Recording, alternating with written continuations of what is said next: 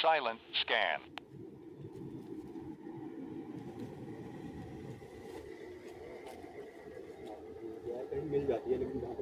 क्या आपको पता है कि आपके मुंह से कौन बोलता है? क्या आपने कभी जानने की कोशिश की? जानने की कोशिश आप कभी करेंगे नहीं, क्योंकि आपको यकीन है कि मैं ही तो बोल रहा हूँ। जिस तरह से हमने कभी जानने की कोशिश नहीं की कि मेरे भीतर से ये जो बोल रहा है ये कौन है, या फिर हमें पूरा यकीन होता है कि जो भी ये आवाज हमारे भीतर से निकल रही है ये मैं ही हूँ, पूर्ण यकीन हमें होता है। ये पूर्ण सत्य नहीं होता है, क्योंकि आपने बहुत सारे दरबारों में देखा होगा कि इंसानों के ही मुंह से कोई अन्य एंटिटी बोल रही होती है। वो भूत प्रेत भी हो सकते हैं या फिर किसी अन्य तरह की एंटिटी भी हो सकती है, लेकिन वो हर संभव कोशिश करते हैं कि किसी को पता ही ना लगे कि इस शरीर के भीतर से कौन बोल रहा है।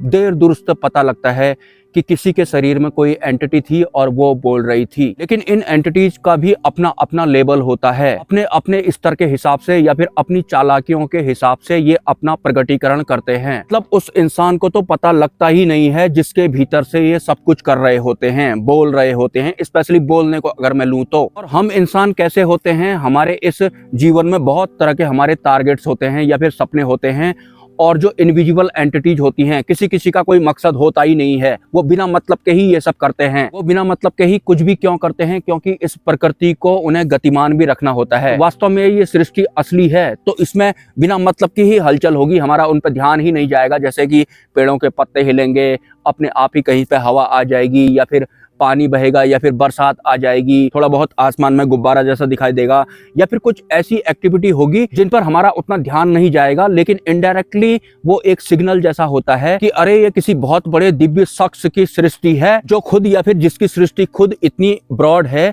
कि इंसान उसे पूर्ण रूप से नहीं जान सकते हैं, तो इग्नोर कर देते हैं। तो ऐसे ही बिना मतलब के ही पत्ते वगैरह हिला देना, हवा वगैरह चला देना, या फिर कहीं कहीं पर बरसात कर देना, कहीं कहीं पर बर्फ वगैरह कर देना, कहीं पर ठंडा बना देना, कहीं पर गर्म बना देना, ये सब बिना मतलब के ही हो रहा होता है, ताकि तुम्हें लगे कि हाँ ये सृष्टि में ऐसा होता है, यही दुनिया है, इस दुनिया में ऐसा ही होता है। मतलब कुछ चीजें मतलब वाली होंगी और कुछ चीजें बिना मतलब वाली ही होंगी। और जो ये एंटिटीज होती हैं, कुछ इसी तरह के बिना मतलब के काम करते रहती हैं। हालांकि इनकी पर्सनल लाइफ भी होती है, इनको अपना वाला भी जीना होता है और सृष्टि को गतिमान भी रखना होता है। मैंने बहुत सारी एंटिटीज को ऊंचे पेड़ों के ऊपर, बिल्कुल उनके ऊपर ऐसे ऐसे करते हुए देखा है। ऐसे उनके ऊपर, पेड़ों के बिल्कुल ऊपर, ध्यान में बहुत पहले मुझे ये दृश्य दिखाई पड़ते थे। मतलब मेरी जो दृष्टि है वहां पर जाकर उस दृश्य को देखती थी, लेकिन उन्हें पता लग जाता था कि कोई मुझे देख रहा है, तो अचानक से वो ऐसे करके देखते थे। और जैसे ही वो ऐसे करके देखते थे तो मैं अपनी आंखें खोल लेता था, मतलब डर के मारे कि मतलब मैंने इसको कुछ बिना मतलब का काम करते हुए देख लिया है। तो कुछ इस तरह से वो अचानक से देखा करते थे। लेकिन ये सब तो चौथे आयाम से पहले पहले वाली बातें हो गई। और हम कौन सा इस नीले आकाश के पार जाने वाले हैं? बुद्धि और मन के गुलाम है, तो हम इस नीले आकाश के पार जाने की सोच भी नहीं सकते हैं। हाँ, लेकिन जिसने अपना पहला वाला शरीर एक्टिवेट कर लिया तो वो इन सबको भी भेद लेता है। चौथे आयाम के बाद जो जीव वगैरह होते हैं या फिर जो एंटिटीज वगैरह होती हैं, शब्दों में नाम तो पता है नहीं मुझे, तो मैं ऐसे ही बता रहा हूं, लेकिन वो हम इंसानों के कंपैरिजन में बहुत ही ज्यादा उच्च स्तर की या फिर आगे होती हैं। हर मामले में उनकी चेतनाएं भी अलग स्तर की होती हैं, फीलिंग वगैरह भी अलग स्तर की होती हैं। दिखने में भले ही वो हम इंसानों जैसी लगें, तो नॉर्मल इंसान जो होते हैं वो टोटली अपने बुद्धि और मन पर ही डिपेंड होते हैं। तो चौथे आयाम के बाद वाली कोई एंटिटी या फिर कोई शक्ति या फिर कोई चेतना या फिर कोई ऊर्जा अगर परमात्मा को प्रूफ करने के लिए किसी इंसान के शरीर का सहारा लेती है, और उस इंसान को पता भी नहीं लगेगा, जैसे आपको पता नहीं लगा कि क्या वास्तव में मेरे मुंह से जो बोल रहा है वो मैं ही हूं या फिर कोई और है। वो कोई और भी हो सकता है, वास्तव में हमारे मुंह से बोलने वाला कोई और भी होता है। वो बात अलग है कि हम अपने भौतिक जीवन में इस हद तक फंस गए होते हैं कि हम ये सब सोच और समझ नहीं पाते हैं। हमें तो बस सुख प्राप्त करना होता है या फिर अपनी गाड़ी आगे बढ़ानी होती है। और हम इंसानों की कमजोरी क्या होती है? हम इमोशनल होते हैं।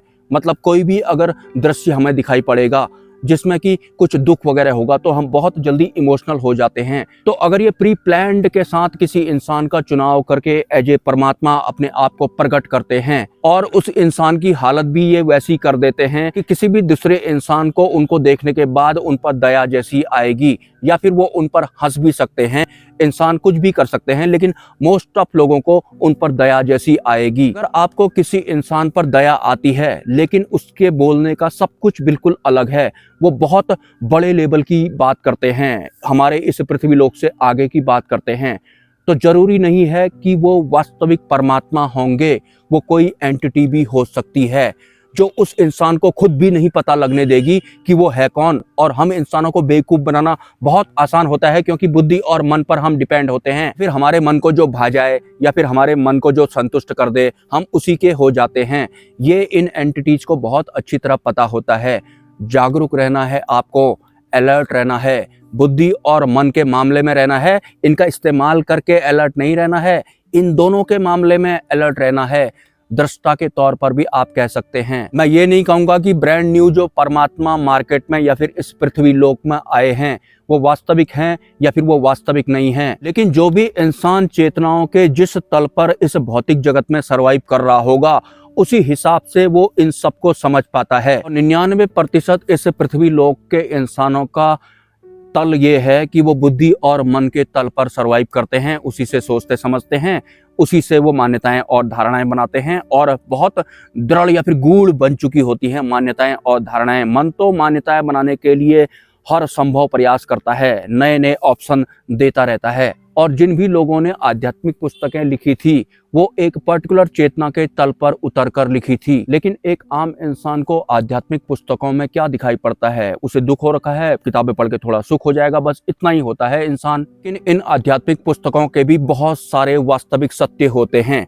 वास्तविक सत्य भी मैं नहीं कहना चाहूँगा, सच होते हैं, क्योंकि सच एक अलग चीज़ है और सत्य एक अलग चीज़ है। सत्य परमात्मा वाला होता है और सच और झूठ जो होता है वो माया वाला होता है, या फिर जो बहुत तरह के शब्द होते हैं वो सब भी माया वाले होते हैं। विश्वास, भरोसा, सांत्वना, आस्था भी माया वाला शब्द होता है, साधना, सिद्धि भी माया वाला शब्द होता है, कृपा को आप परमात्मा वाला शब्द कह सकते हैं। और अगर किसी इंसान या साधक के ऊपर परमात्मा या फिर अंतिम गुरु की कृपा हो जाती है तो फिर वो दिखेगा तो हम तुम इंसानों जैसा ही, लेकिन तल पर जो चेतनाओं का तल होता है उस हिसाब से वो किसी अलग ही हिसाब से सरवाइव कर रहा होगा। मतलब आंतरिक व्यवस्था कुछ और ही होगी, बिल्कुल अलग होती है, लेकिन रहते वो बिल्कुल हम इंसानों के ही बीच में हैं।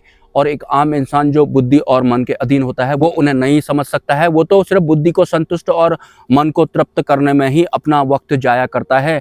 दुख हो जाता है तो वो थोड़ा आध्यात्मिक पुस्तकें पढ़ लेगा, थोड़ा सुख हो जाएगा, फिर से जिंदगी तैयार, वहीं से उसकी जिंदगी में नए दुख आने वाले हैं, फिर से वो किताब पढ़ने वाला है या फिर कोई अन्य तरह की आध्यात्मिक टेक्निक्स का प्रयोग करने वाला है। लेकिन जो वास्तविक सत्य वाला होगा या फिर जो अंतिम गुरु वाला होगा या फिर जो परमात्मा वाला होगा, वो आध्यात्मिक टेक्निक्स के मामले में सिर्फ और सिर्फ मौन का चुनाव करेगा। वैसे तो जहाँ पर आप रहते हैं वहाँ पर कुछ भी नहीं हुआ होगा, लेकिन दूर आपको खबर सुनने को मिलती है कि कहीं पर बाढ़ आ गई, कहीं पर भूकंप आ गया। तो ये सब्जेक्ट तो हैं जो आपके ब्रेन द्वारा रिसीव किए गए और इनडायरेक्टली आपकी स्टोरेज फुल हो रही है कि इस वाली पृथ्वी लोक में ये सब होता रहता है। मतलब आप इससे बाहर जा ही नहीं पाए, ये बिना मतलब के होते हों या फिर मतलब से होते हों, आप रहने वाले इसी में हैं। तो इस तरह की बिना मतलब की जो कृतियाँ होती हैं ये एक लाइन भी बनाती हैं। ये जो ब्रह्मांड है ये अज्ञात है, ये अनंत है, इसे पूरी तरह से कभी जाना नहीं जा सकता है, लेकिन इस ब्रह्मांड में जो भी होता है वो एक सुप्रीम पावर की वजह से होता है जिसे कि परमात्मा कहते हैं। इतना ही लिख दिया किताब में, हमारे पता नहीं कितने सारे 100 साल हो गए। मैं ये भी नहीं पता इस तरह की लाइनें जो हम तक पहुंचाई जा रही हैं क्या वो वास्तविक परमात्मा द्वारा ही पहुंचाई जा रही हैं या फिर नकली परमात्माओं द्वारा पहुंचाई जा रही हैं, या फिर परमात्मा भी नहीं है वो, नकली परमात्मा भी नहीं है, वो कोई बहुत ही निम्न स्तर की कोई एंटिटी है जो ये सब हम तक पहुंचा रही है, जो खुद को परमात्मा बोल रही है, या फिर खुद उस एंटिटी को भी अपना वाला बनाने का शौक है। कुछ तो बन ही जाएगा, नकली वाला ही बन जाए, भले ही 10-12 साल के लिए ही बन जाए, कुछ तो बन ही जाएगा मेरा भी अपना। और ये बिल्कुल सही समय है क्योंकि इस पृथ्वी लोक में जगह जगह में बवाल हो रखे हैं, दुखों में लोग चल रहे हैं। इस बीच में अगर कोई आकर के ये सब बोल दे तो वो बिल्कुल फिट हो जाता है, बस लपेट लिया आपको। हो सकता है ऐसा, कन्फर्म मैं नहीं कर रहा हूँ, लेकिन हो सकता है ऐसा। नमस्कार।